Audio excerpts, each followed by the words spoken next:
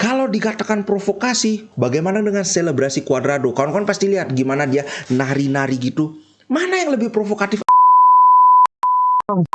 Sopan ngomin, gila, ngom gas.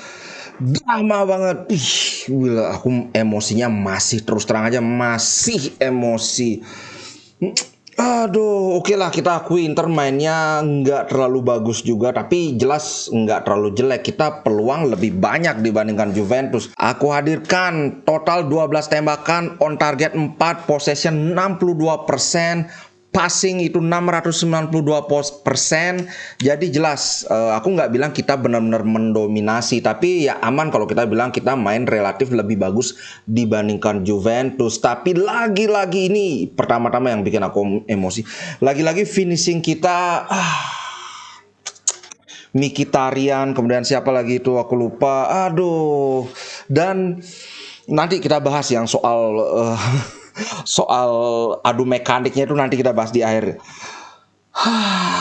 Juventus mainnya aduh nggak bagus-bagus amat, tapi kita kan sudah sama-sama tahu gimana gaya permainan Juventus.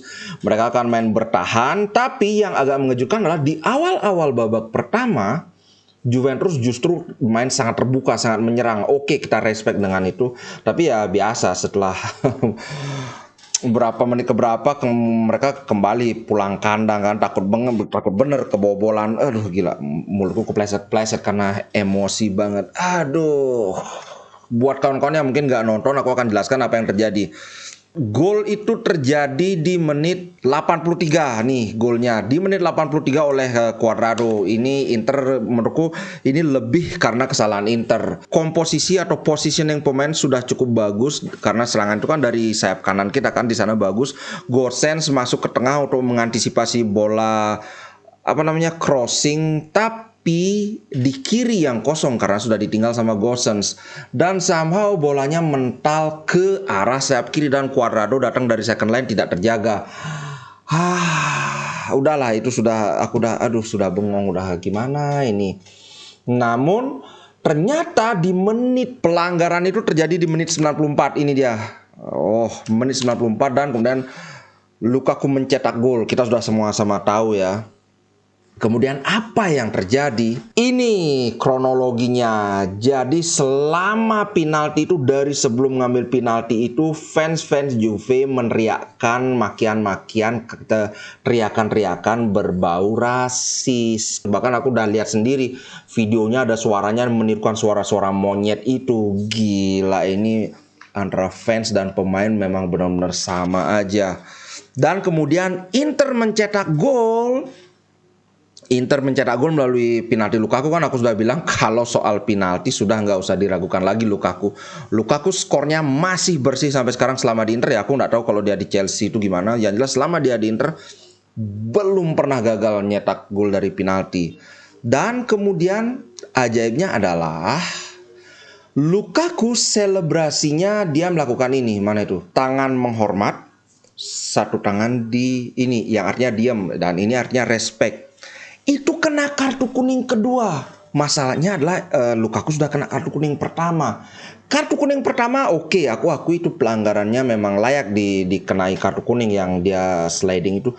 Tapi kawan-kawan pasti lihat sendiri bagaimana kakinya Lukaku itu diselimpet sebelum dia nyeliding itu, sama sekali nggak disemprit sama wasit. Kalau itu disemprit kemungkinan dia nggak akan emosi kan. Yang lucu adalah alasan dari wasit untuk memberikan kartu kuning adalah karena dianggap selebrasi Lukaku itu berbau provokasi.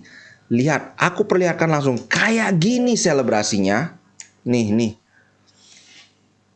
Mata merem, tangan hormat, satu ini. Dan lucunya adalah selebrasi ini juga dilakukan ketika dia lawan Swedia. Tapi mungkin karena wasit itu bukan wasitnya Liga Italia, tidak kena kartu kuning. Kalau dikatakan provokasi, wow, bagaimana dengan selebrasi Cuadrado? Kawan-kawan pasti lihat gimana dia nari-nari gitu. Mana yang lebih provokatif antara seperti ini dengan mata merem dengan nari-nari gitu? Come on man. Inzaghi sudah bilang Lukaku memang sering melakukan selebrasi seperti itu. Semoga ini Inter akan mengajukan banding. Ini mestinya bisa sih di overturn.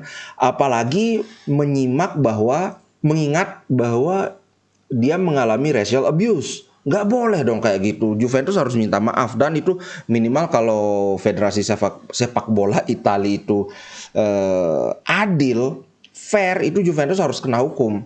Karena tindakan rasialisme itu sudah nggak boleh, sudah tidak zamannya lagi, apalagi sampai menirukan monyet itu. Kalau kawan-kawan mungkin banyak yang belum aware, tindakan rasis ini panjang sekali ininya, rootnya itu. Dan sepak bola Eropa itu sangat melakukan yang terbaik untuk membasmi rasialisme. Kalau yang gini-gini sampai dibiarkan, wah ini keterlaluan. Itu yang pertama. Nah, kemudian yang Cuadrado, mungkin yang nggak nonton lagi-lagi, Cuadrado dan Handanovic sama-sama kena kartu merah. Awalnya mereka ngobrol baik-baik aja, kemudian argue kan, agak memanas. Ini masih wajar-wajar saja. Tapi kemudian yang terjadi adalah Cuadrado mendorong dada Handanovic. Wah, jelas bereaksi. Kemudian Cuadrado juga memukul ininya, Handanovic kena. Masa dua-duanya kena kartu merah sementara Handanovic nggak, cuma ya cuma gitu-gitu aja.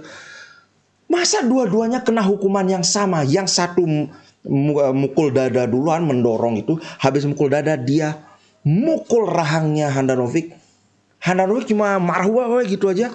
Dua-duanya kena kartu merah. Apa mereka mau bilang bahwa tindakan Handanovic dan tindakan Cuadrado itu sama parahnya? Ini kan, oh come on man. Terus ada aku keliling di grup-grup Juventus, langsung bilang, wow menit 95 penalti. Wah anak kesayangan wasit. Hey,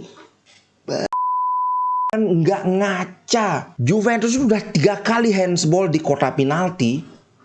Yang pertama itu si Fagioli, yang kedua si aku lupa yang di bawah itu siapa ya, si Gatti atau Danilo, aku lupa, habis tembakannya Lukaku. Tapi aku kalau yang kedua ini masih bisa agak ya dipahami, karena kan bolanya ditembak terus mental dari bawah ke atas ke tangannya kan, oke, nggak usah diributkan.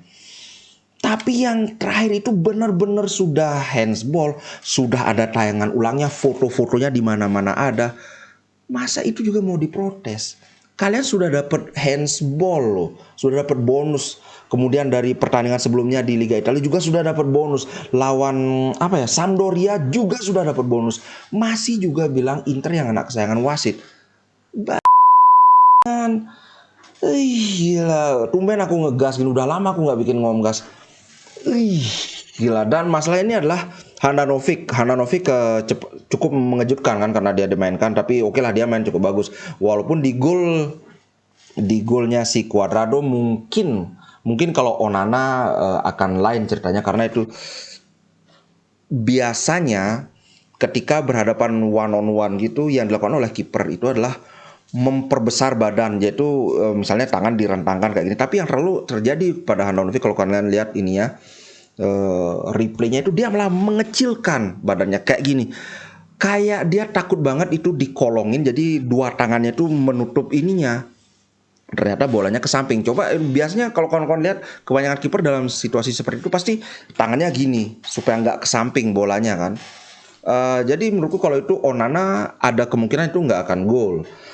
Tapi harus diakui menurutku secara garis besar Handanovic tampil cukup bagus. Jadi aku nggak terlalu keberatan sih dia kena kartu merah. Cuma Cuadrado, come on man. Itu jelas-jelas nonjok, itu jelas-jelas ngedorong duluan. Dan Lukaku, masa? Ini aku tunjukin lagi, aku masih nggak terima. Lihat, ini saat lawan Swedia sama selebrasinya. Sama. Kok bisa tidak didapat kartu? Kok bisa bahkan pelanggaran pun tidak? Jelas ini karena wasitnya beda, federasi wasitnya beda.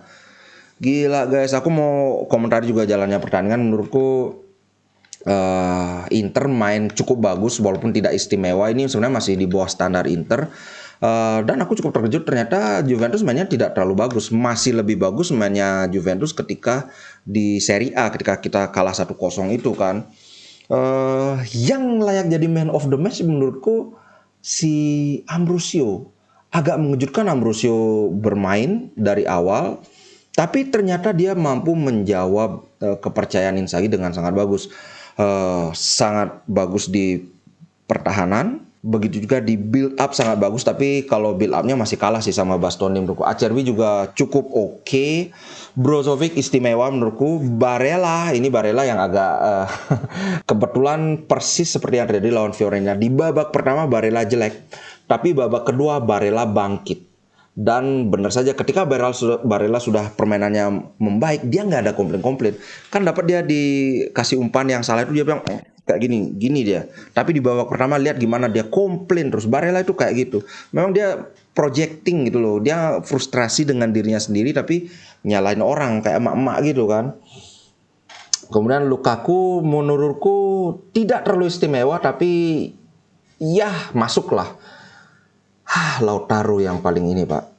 Aku nggak ngerti kenapa Lautaro sekarang. Karena biasanya aku sempat bilang di grup juga kan. Lautaro musim lalu ketika dia 9 pertandingan tidak mencetak gol. Dia mainnya bagus. Cuma kurang gol aja. Tapi pertandingan tadi jelek banget Lautaro mainnya. Malah Zeko sedikit lebih bagus. Cuma ada beberapa kesempatan yang Zeko mestinya umpan. Dia tidak umpan. Aduh sayang banget. Zeko. Ini sih aku berharap semoga kartu kuning kedua si Lukaku ini bisa dibatalkan karena itu jelas banget penontonnya meniakan. Pokoknya kalau udah Juventus, ingat musuh utama Inter itu sebenarnya Juventus bukan Milan. Cuma sekarang kebetulan aja karena Juventus lagi di bawah, kita lebih panas sama Milan. Gila banget. Bayangkan selebrasi kayak gini sih itu dianggap provokasi, sementara Cuadrado nari-nari kayak gitu. Itu di depan fans Inter loh. Aku baca tapi aku belum cek ya. Coba kawan-kawan kalau ada yang cek, aku lihat di komentar-komentar di sosmed, di YouTube juga bahwa kalau Lukaku kayak gitu dibilang provokasi, kenapa sih Cuadrado nari-nari di depan fans Inter, kenapa kok nggak dapat kartu juga? Nah kan standar ganda kan jadinya. Oke guys, itu aja. Yang jelas ini hasil seri di kandang Juve adalah hasil yang menurutku cukup bagus. Mengingat sekarang Juve itu lagi on fire. Jangan disamakan dengan Juve di awal-awal musim ketika mereka ngehe gitu. Itu aja sih guys. Terima kasih sudah nonton. Jangan lupa subscribe channel Ngomin Cabang Bola Ngomla. Oke. Dan terima kasih buat kawan-kawan yang sudah support dengan jadi member. Video khusus member, early access khusus member sudah aku buka. Jangan lupa dilihat. Aku bahas soal Adriano L'Imperatore. Oke? Ciao guys, sampai jumpa. Inter Milan di dadaku, biru hitam warna darah.